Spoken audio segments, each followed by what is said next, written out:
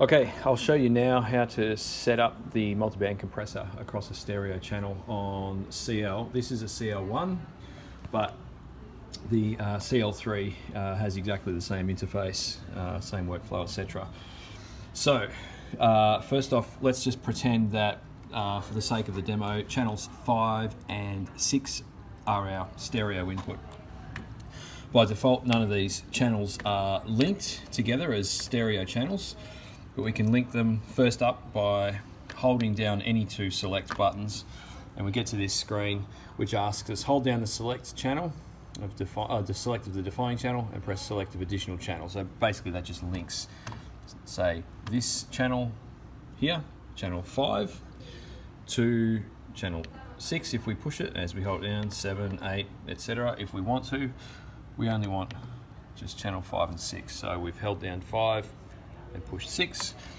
Now these two are linked as stereo channels. That's the first step. Close that. Second step is we want to set up our multiband compressor across this new stereo channel. So go to rack, and you want to go to the premium section. So up here you've got graphic EQ 1 to 8, 9 to 16. A set of racks here with effects. There's a bunch of defaults in there, and then you got your premium.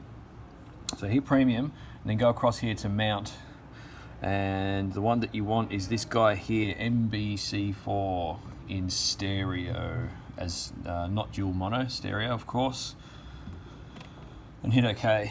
Now at the moment by default there's nothing assigned to its inputs and outputs, so let's do that. No assign.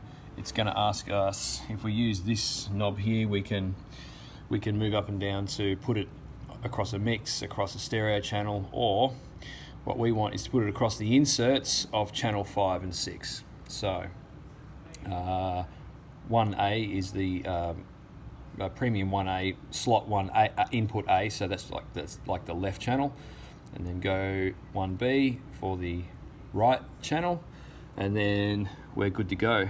Hit close, and what you'll see is that it patches the outputs automatically as well. So our inputs channel 5 and 6, and our outputs there. So to get to the interface of the plugin, we can hit it there. So just to refresh, this is sort of the normal interface. If you go to rack, and then you can hit, sorry, wrong one, that one, to get to the interface of the multiband. Usually I find that, you know, for crappy MP3s, use your ears on site really as the final arbiter, but between sort of 2 and 8K, and then generally I pull this threshold right down to, you know, wherever it needs to be. That's kind of the sweet spot where you'll get rid of that awful crappy MP3 harshness. But yeah, look, set that up according to what you're hearing on site and according to your gain structure and everything. So I won't go into that because that's going to be specific to your setup.